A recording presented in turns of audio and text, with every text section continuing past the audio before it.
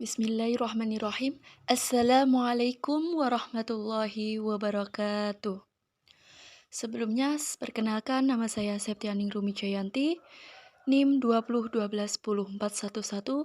Di sini saya akan membuat sumber belajar guna untuk memenuhi tugas media pembelajaran. Sebelum mengawali pembelajaran, sebaiknya kita berdoa terlebih dahulu. Ala hadiniyah wa likulli niyatin syalihah. Al-Fatihah. Amin, amin, ya rabbal alamin. Bagaimana kabarnya hari ini anak-anak? Sebelum Ibu menyampaikan materi hari ini, minggu lalu kita mempelajari pengertian dari munakahat atau pernikahan. Fikih munakahat adalah ketentuan tentang perkawinan menurut Islam atau aturan hukum tentang pernikahan, mulai dari akad nikah hingga aturan tentang berumah tangga. Selain untuk mewujudkan keluarga sakinah, mawaddah, dan warahmah, juga untuk mewujudkan dan memperlancar pelaksanaan ibadah dan ketaatan manusia kepada Allah. Untuk hari ini kita akan membahas lebih dalam lagi mengenai munakahat. Di sini, Ibu akan menyampaikan terlebih dahulu mengenai tujuan pembelajaran.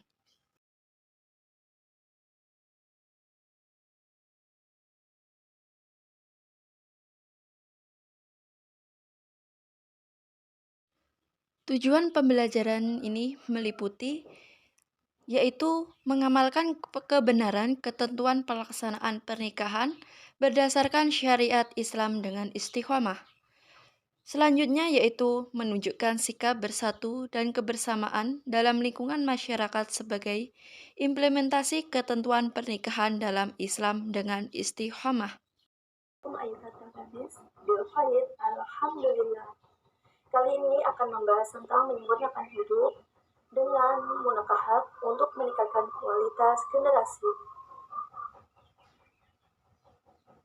Siapa yang tidak mengidamkan memiliki keluarga yang harmonis dan bahagia?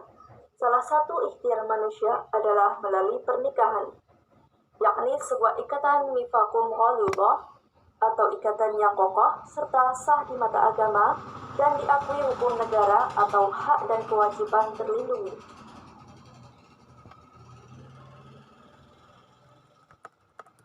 Salah satu dalil mengenai pernikahan terdapat pada Quran Surat An-Nur ayat 32. A'udzu billahi minasyaitonir rajim. Bismillahirrahmanirrahim. Wa aqimul ayyama minkum was-solihina min ibadikum wa imanikum in yakunu fuqara yu'nihimullahu min fadlihi wallahu wasi'un alim. Dan kawinkanlah orang-orang yang sendirian di antara kamu dan orang-orang yang layak berkawin di hamba-hamba sahayahmu yang laki-laki dan hamba-hamba sayangmu yang perempuan. Jika mereka miskin, Allah akan menyempurnakan mereka dengan karunia-Nya, dan Allah Maha Pemberinya lagi Maha Pengetahui. Selain itu terdapat pada Quran Surat An-Nahl ayat 72, Quran Surat Ar-Rum ayat 21, serta beberapa hadis yang disampaikan langsung oleh Nabi kepada sahabat-sahabat beliau.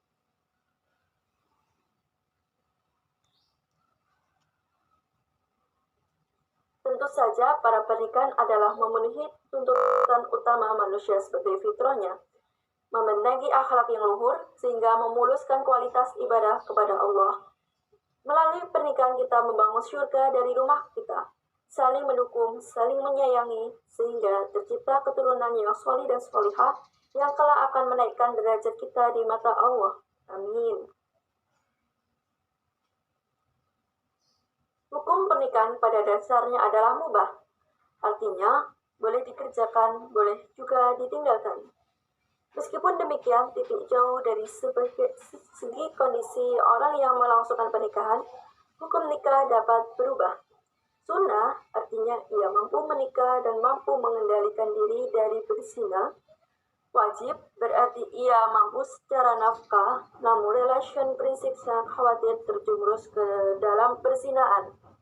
Makruh, ia memiliki keinginan menikah namun belum mampu secara nafkah. Haram adalah ketika ia menikah namun tujuannya hanya menyakiti dan mendatangkan kemudaratan.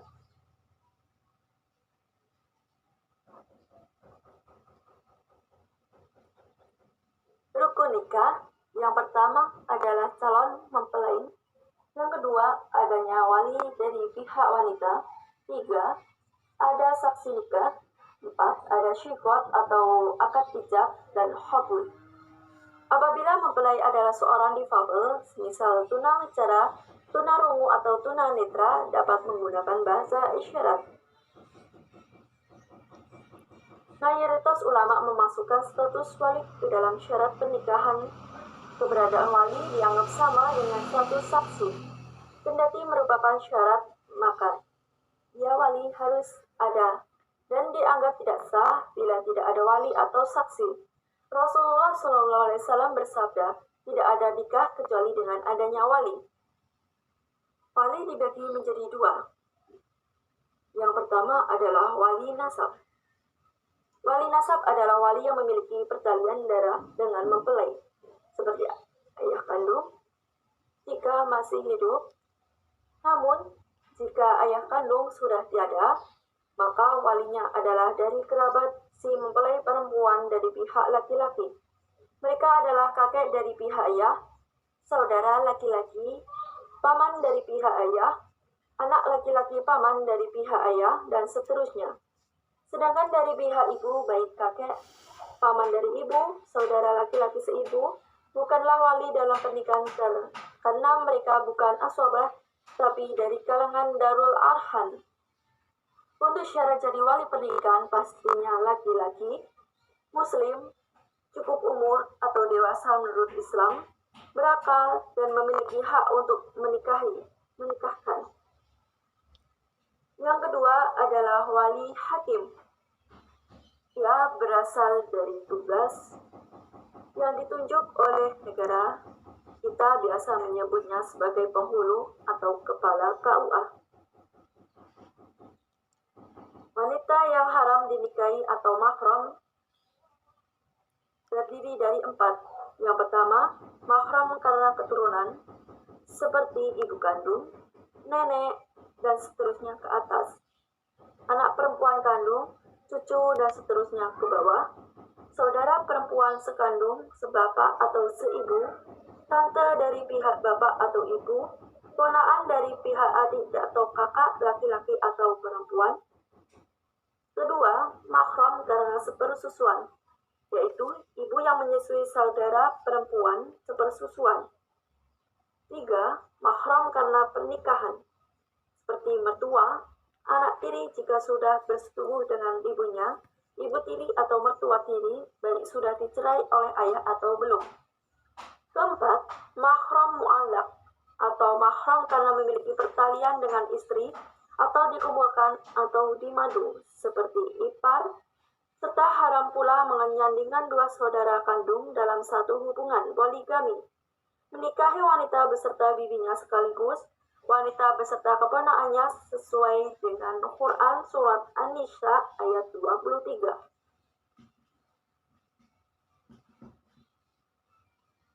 Etika dan sunnah nikah. Pertama, memelihara kesucian diri dari dalam pergaulan, karena pernikahan adalah ikatan suci. 2, mengadakan walimatul urs, meski hanya dengan 1 ekor kambing. 3, memudahkan dan memurahkan mahar. 4, menjalankan kewajiban suami istri dengan ikhlas. 5, dalam prosesi ijab qabul disertai khutbah, nikah, dan doa mempelai.